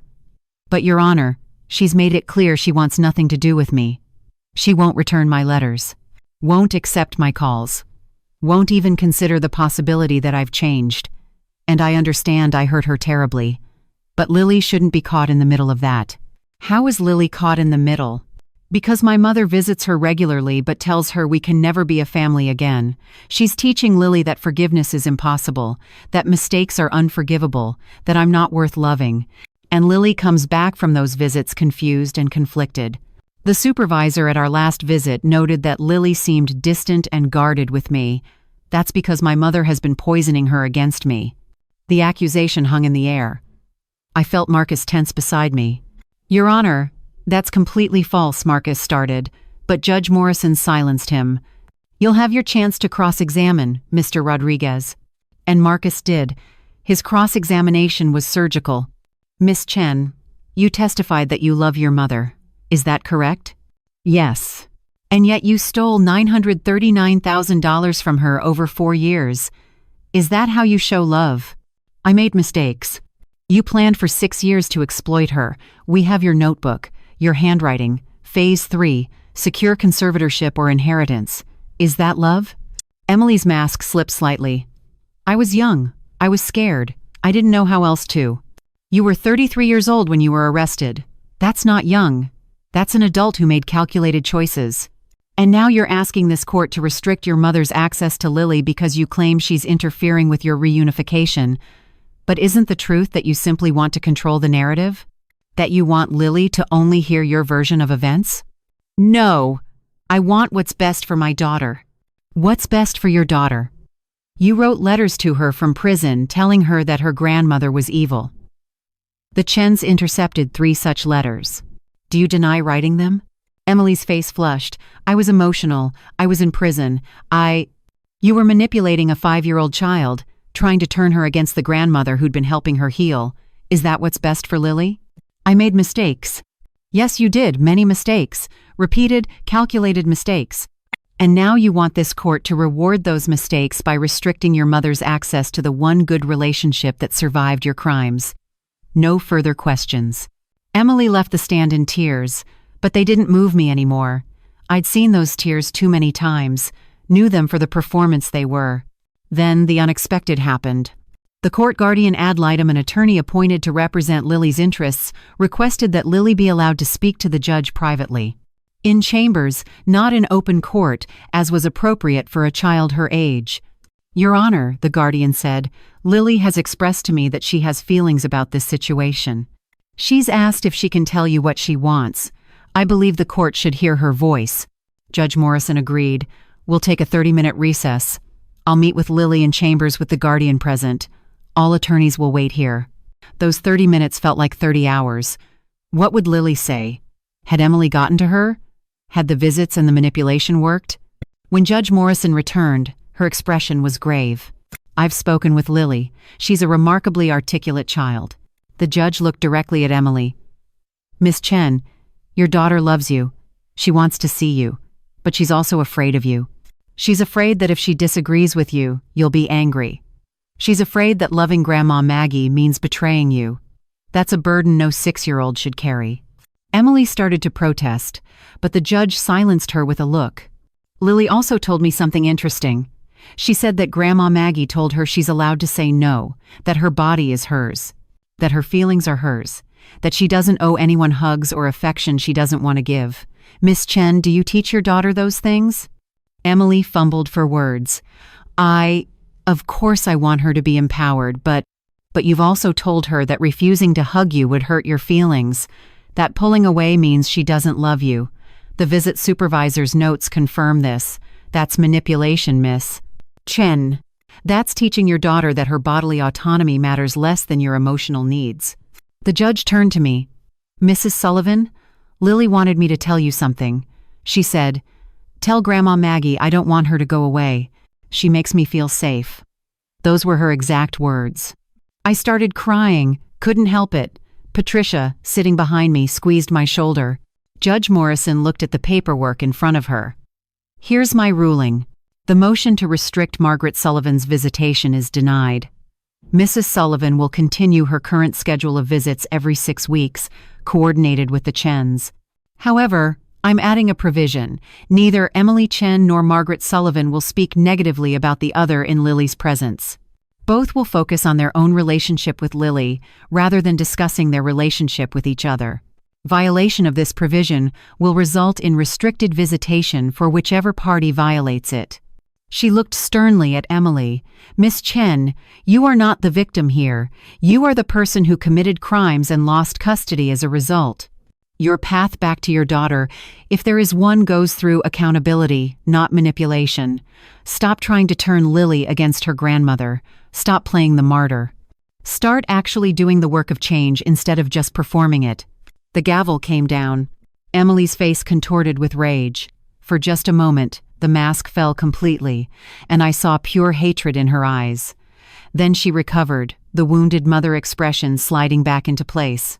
But I'd seen it. The judge had seen it. And I knew nothing had changed.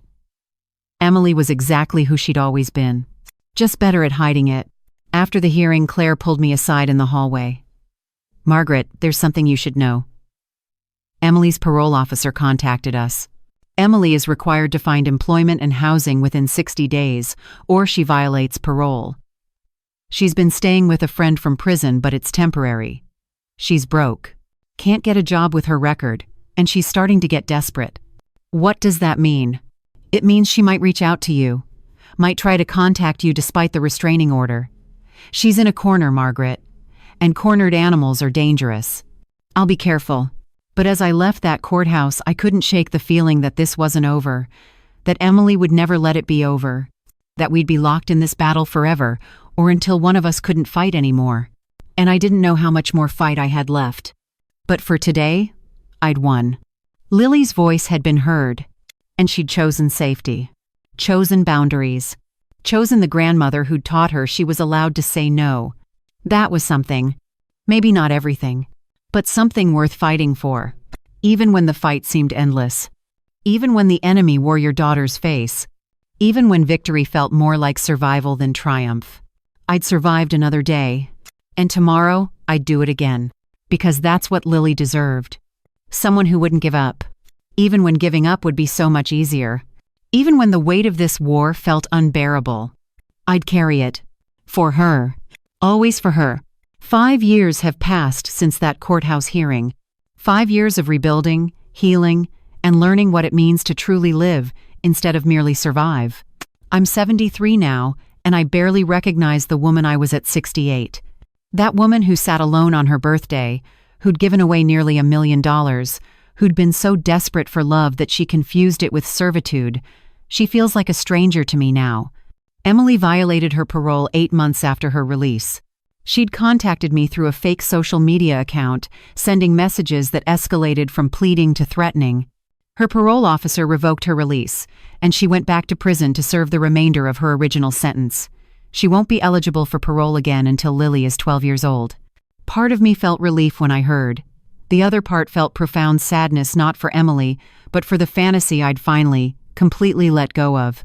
The fantasy that she'd change, that she'd wake up one day and realize what she'd done, that we'd have some tearful reconciliation where she'd apologize and mean it. That will never happen. I know that now. Accept it now.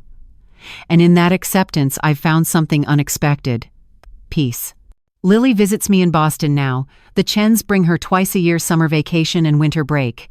She's 11 years old, smart and thoughtful, and still working through her trauma but healing. She calls me every Sunday, tells me about school and friends and the viola she's learning to play. She asks about Emily sometimes. I tell her the truth, age appropriately, that her mother made choices that had consequences, that those choices hurt many people, including Lily, that loving someone doesn't mean accepting abuse from them, that she can grieve the mother she deserved while protecting herself from the mother she has. These conversations are the knowledge I wish someone had given me 40 years ago, the knowledge that love without boundaries isn't love, it's enabling. The knowledge that you can't save someone who won't save themselves. The knowledge that sometimes the most loving thing you can do is walk away. The knowledge that your worth isn't measured by how much you sacrifice, but by how well you honor your own humanity. Last month, Lily asked me something that took my breath away. "Grandma Maggie, do you regret having my mom? Like, if you could go back and not have her, would you?" We were sitting in the public garden, watching the swan boats glide across the pond. I thought about the question carefully. "No," I said finally, "because even though Emily hurt me terribly, she also gave me you, and you, sweetheart, are worth every painful lesson I learned getting here. Does that make sense?" She nodded thoughtfully. "I think so. Like, the lesson isn't that Mom is bad. The lesson is that you're worth protecting, that I'm worth protecting, That love means boundaries, not just giving everything away. This wise, wounded child who understood at 11 what I hadn't grasped at 68. Exactly, I told her. And that's the lesson I hope you carry forever. That protecting yourself isn't selfish. It's necessary. It's healthy. It's the foundation of real love. The education I've received through this nightmare has been brutal but transformative. I now volunteer full-time at the Elder Abuse Prevention Center in Boston, helping other victims find the courage to protect themselves. I've spoken at conferences, written articles, shared my story hundreds of times. Each time I tell it, I hope the education reaches someone who needs it, the woman who's giving her son rent money instead of paying her own bills, the father who's taken out loans for his daughter's business opportunities, the grandparent funding an adult grandchild's lifestyle while eating ramen for dinner. The education I offer is simple. You cannot love someone into being better. You cannot sacrifice your way into their gratitude. You cannot give enough to make them value you. And trying will destroy you. That education is hard-won knowledge that's changed countless lives. I get letters every week from people who watched my television interview, heard my story, and found the strength to say no, to set boundaries, to protect themselves. One woman wrote, "I was giving my daughter $3,000 a month. Your story gave me permission to stop." She called me terrible names, threatened to keep the grandchildren from me, but I stood firm. 2 years later, she apologized. Really apologized. We're rebuilding our relationship on honesty now instead of transactions. Thank you for showing me it was possible. That's the lesson that makes all the pain worthwhile. That my nightmare can be someone else's education. That my survival can be someone else's roadmap. Patricia and I still live together in Cambridge. We've created a life that's rich and full and completely ours. Book clubs and travel and lazy Sunday mornings with coffee and crossword puzzles. We went to Ireland last year, Patrick's homeland that I'd always wanted to visit. We scattered some of his ashes in County Cork, where his grandparents had lived. Standing on that windswept Irish coast, I felt Patrick's presence so strongly. I pulled out the letter he'd written before he died, the one warning me about Emily, begging me to protect myself. I did it. I whispered to the wind. It took too long and cost too much, but I finally did what you asked. I protected myself. And I swear I felt him answer, "I'm proud of you, Maggie. So proud." The knowledge I carry now is that there's life after betrayal. There's joy after grief.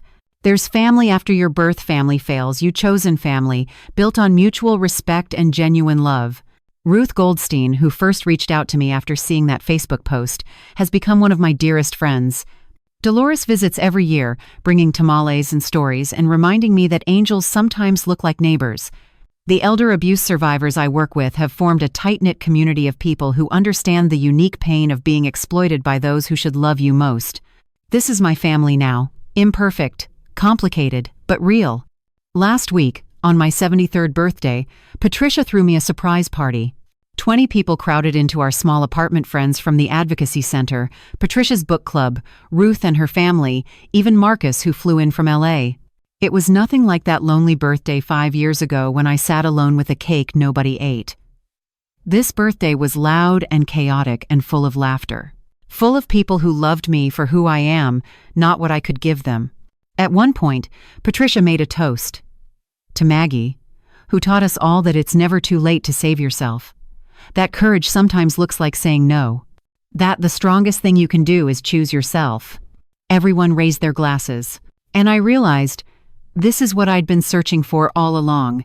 Not Emily's approval, not the fantasy of perfect family, but this genuine connection, honest love, relationships built on mutual care rather than one-sided giving. The lesson of my story isn't that family will betray you, it's that some people will, regardless of their relationship to you. And when they do, you have a choice. Enable them until you're destroyed, or protect yourself even when it's agonizing. I chose protection, chose boundaries, chose myself.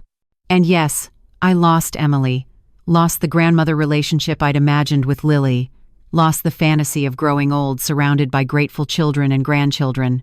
But I gained something more valuable, my dignity, my freedom, my life. The education I want to pass on to anyone hearing this story is that you are worth protecting. Your peace matters, your boundaries matter, your financial security matters. You don't owe anyone, not even your children, unlimited access to your resources, your time, or your soul. The knowledge that love can be manipulated, that generosity can be exploited, that motherhood doesn't mean martyrdom, these are the lessons I paid nearly $1 million to learn. I'm sharing them freely in hopes that you won't have to pay the same price. If there's someone in your life draining you dry financially, emotionally, spiritually, please hear this. It's not your fault. You're not being selfish by setting limits. You're not being cruel by protecting yourself. You're being wise. You're being healthy. You're being the person your younger self needed you to be. And now, dear viewers of Voices of Auntie Rose, I want to hear from you. What did you think of my story? Does it resonate with something in your own life? Have you experienced the pain of being exploited by someone you love?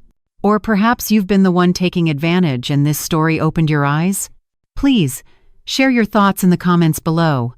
I want to hear from deep in your heart your experiences, your struggles, your victories.